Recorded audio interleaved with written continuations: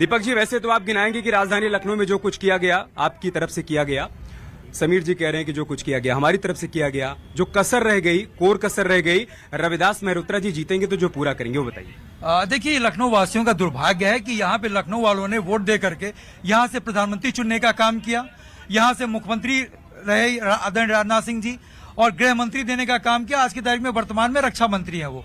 लेकिन आज इस सामने जो रोड चल रही है, जो आपको चमचमाती रोड दिख रही है, लोहिया पथ, ये भी समाजवादी सरकार की देन है। मैंने पिछले बार भी आपसे कहा था कि आप दाएं हाथ उठा लीजिए, बाएं देख लीजिए, सामने देख लीजिए, पीछे देख लीजिए, आपको समाजवादी सरकार के अलावा जो है, और पिछले 10 साल से अभी हमारे भारतीय जनता पार्टी के प्रवक्ता जिस आउटर रिंग रोड की बात कर रहे हैं, उस आउटर रिंग रोड में कितने बार गड्ढे हुए, कितने बार लोगों का चलना मुहाल हुआ, और अभी तक किसान पथ पूरी तरीके से बन करके तैयार नहीं है। आज की तारीख में लखनऊ का जो भी विकास आप देख रहे हैं वो सिर्फ और सिर्फ समाजवादी पार्टी की सरकार का विकास है।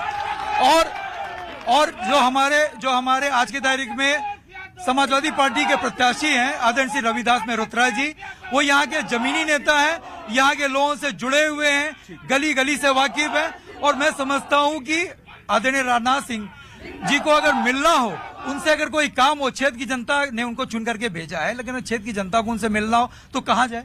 लेकिन हमारे रविदास मेहरोत्रा जी वो खुद लोगों के द्वार जाते हैं, लोगों के बीच में जाते हैं। लोगों सवाल ये खड़ा हो रहा है, अगर आप मुद्दों की राजनीति कर रहे हैं, आप ये कह रहे हैं कि चुनाव विकास के मुद्दे पर लड़ा जाना चाहिए, महंगाई बेरोजगारी के मुद्दे पर लड़ा जाना चाहिए, तो अचानक से प्रोफेसर राम गोपाल यादव साहब को क्या हो जाता है कि कभी कहते हैं कि पूजा करने वाले पाखंडी हैं, कभी कहते हैं कि राम मंदिर का वास्तु ठीक नहीं है, तो फिर मुद्दों पर रहिए ना। देखिए, भारतीय जनता पार्टी के लोग हैं, जब हिंदुस्तान की देवतुल्य जनता इनसे स्वास्थ्य, शिक्षा, रोजगार और महंगाई की बात करती है तो ये राम नाम की चादर ओढ़ लेते हैं। प्रोफेसर राम गोपाल मेरी बात आ जाती है। अभी हमारे भारतीय जनता पार्टी के प्रवक्ता जी मेडिकल कॉलेज की बात कर रहे हैं। अभी चंद दिन पहले यहाँ से जो विधायक है कैंट विधानसभा से, जो लखनऊ संसदीय क्षेत्र में आता है, वहां से स्वास्थ्य मंत्री भी हैं। अभी आपने देखा होगा, पूरा फोटो वीडियो सब वायरल हुआ कि एक स्वाग कुत्ता जो है एक इंसान का हाथ लेकर के मेडिकल कॉलेज के अंदर परिसर में घूम रहा है। ये इनकी व्यवस्था है। तो देखिए, हम चुनाव नहीं लड़ रहे हैं, हम चुनाव की प्रक्रिया में मैं समझ नहीं पा रहा हूं कि जिस बात को एक सेकंड जिस बात को दीपक रंजन साहब समझ रहे हैं, उसे प्रोफेसर राम गोपाल यादव साहब क्यों नहीं समझ रहे? नहीं, देखिए, उन्होंने भी समझा। ये राम नाम की चादर ओढ़ करके जो है, ये लोग अपने कामों को छिपाना चाहते हैं। आज जनता इनसे काम का हिसाब मांग रही है। 10 साल का इनका काम का क्या हिसाब है? हम तो देखिए, मैंने जैसा, मेरी बात पूरी आ जाने दीजिए, मैं कहना चाहता हूँ कि हम इंडिया गठबंधन के लोग, हम चुनाव लड़ नहीं रहे, हम चुनाव की प्रक्रिया में भाग ले रहे हैं, हम भागीदारी कर रहे हैं। हम लड़ रहे हैं मुद्दों से, हम लड़ रहे हैं भारतीय जनता पार्टी के कुशासन से, हम लड़ रहे हैं महंगाई से, हम लड़ रहे हैं बेरोजगारी से, हम लड़ रहे हैं इन्होंने चंदा लेकर जो धंधा देने का काम किया, हम लड़ रहे हैं उसके खिलाफ। और हिंदुस्तान की देवतुल्य जनता, और हिंदुस्तान की, इनसे पूछिए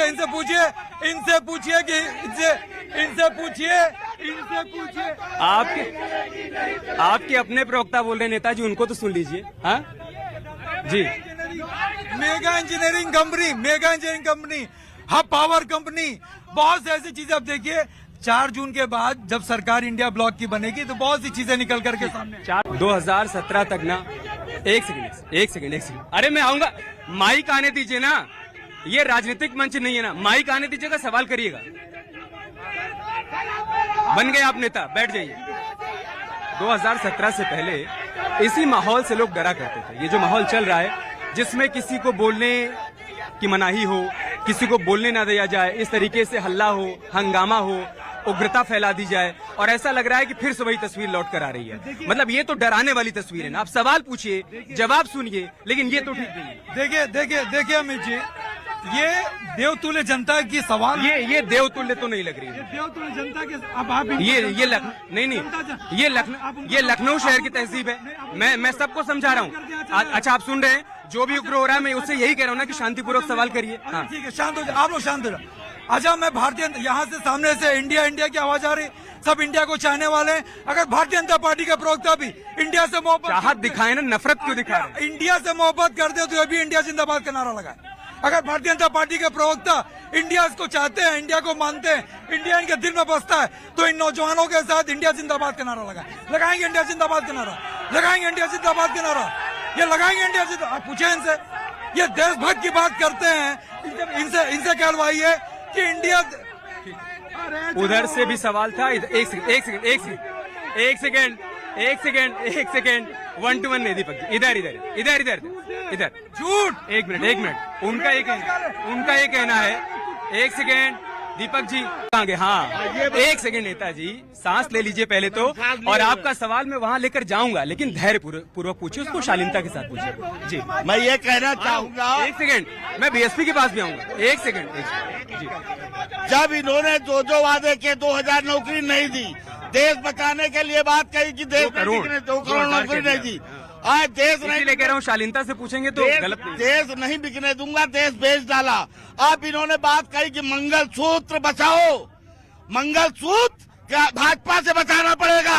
ये समझ लीजिए कि महिलाओं से निवेदन करता हूँ, क्योंकि इन्होंने जो कहा वो कुछ नहीं किया, उन्होंने उसका उल्टा करने का काम जी किया। बताइए भैया मुझे ये कहना है कि बीजेपी राम मंदिर, हिंदू मुस्लिम और पाकिस्तान ये हटा के बोल के 2 मिनट बोल के दिखा, इसके अलावा और सर कुछ बुलवाता हूँ। पेपर लीक को पूछिए, पेपर लीक बार बार क्यों हो रही है? ओके एक सेकेंड बीएसपी का पक्ष एक बार आ जाए। एक मिनट में मेरा भारतीय जनता पार्टी के प्रवक्ता से यह सवाल है कि दलितों की पीठ गाय के नाम पर छीनने वालों से सवाल है कि उसी गाय काटने वाली कंपनी से आप चंदा लेते हो। उस रामनयन मिश्रा के घर पे बुलडोजर कब चलेगा जिसने पुलिस भर्ती का पर्चा आउट कराया? उस बलात्कारी के घर पे कब बुलडोजर चलेगा जिसने हमारी बहन बीएचयू की पढ़ने वाली ये वाला सवाल आप आराम से भी तो पूछ सकते थे, इतना जोर दे रहे थे। इतना गुस्सा है। ये कह रहे हैं कि मोदी जी ने, योगी जी ने ये काम कराया, काम हमारे सब अखिलेश भैया ने कराया। इन लोगों ने नाम बदला और फीता काटा, नाम बदला इन्होंने। इसके अलावा कोई काम नहीं किया। हम तो यही कहना चाहेंगे कि अगर बीजेपी इतना ही काम 10 साल कर लेती तो आज ये नौबत क्यों आती कि इनको गली गली टहलना पड़ता है, काम नहीं किया इसलिए तो भागे। आज आप नौकरियों की बात कर रहे हैं, पहले शिवपाल यादव जी एक लिस्ट तैयार कर दिया करते थे और उन्हीं लोगों को नौकरी मिल जाया करती थी। देखिए मुख्यमंत्री जी ने जो है, इन्होंने कहा था कि 46 में 56 इन्होंने सदन में बात कही थी, लेकिन आज तक उसका जवाब नहीं दे पाए। ये झूठे हैं ये लोग, इनसे जनता सवाल कर रही है पेपर लीक क्यों हुआ। 60 लाख नौजवानों के साथ, बेरोजगारों के भविष्य के साथ खिलवाड़ करने का काम किया इस सरकार ने। और ये कहते हैं कि यहाँ पे जब पूर्व के मुख्यमंत्री थे यहाँ पे हत्या, अरे 7 साल से आपकी सरकार है, क्यों नहीं FIR लॉन्च किया आपने FIR क्यों नहीं की? क्यों डर रहे हो आप FIR लॉन्च करने? 7 साल से आपकी सरकार है, आपको FIR लॉन्च करना चाहिए था। अभी अर्जुनगंज में पिछले बार जब आप थे तो लोगों ने पूछा था कि मुख्यमंत्री की फ्लीट से 11 लोग मर गए, क्या हुआ उनका? ये सरकार जब से आई सड़वा सब चराए ले खेतवा हमार का खाई घंटा बजाई चली। अन्ना जानवर से परेशान है। सबसे पहले भारतीय जनता पार्टी के जो प्रवक्ता जी हैं ये कह रहे हैं कि जो पेपर पहले छपते थे वो अखिलेश यादव शिवपाल जी के घर पे छपते थे।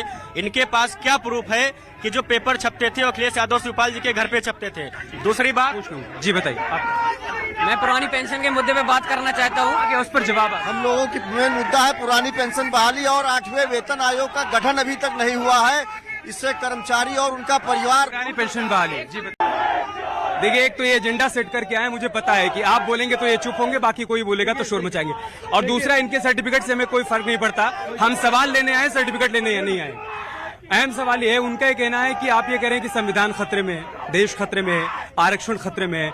10 बरस से पूर्ण बहुमत के साथ वो सत्ता में है, कोई खतरा नहीं हुआ, न देश को, न संविधान को, न आरक्षण को। आप क्यों डरा रहे हैं? अच्छा, लोकतंत्र बचाई कहाँ, आप बताइए? कहीं लोकतंत्र नाम की चीज दिख रही है आपको? किस तरीके से अरविंद केजरीवाल जी को डिटेन करके आज जेल में डालने का काम किया है और किस तरीके से भ्रष्टाचारियों को अपने और लेकर के उन्होंने शिष्टाचारी बना दिया। आप कह रहे हैं ना जनता की आवाज, जनता इंडिया इंडिया चिल्ला रही। हम तो चाहते हैं समीर भाई भी एक बार इंडिया जिंदाबाद बोल दें, क्या बुरा भी, सब जनता शांत हो जाएगी।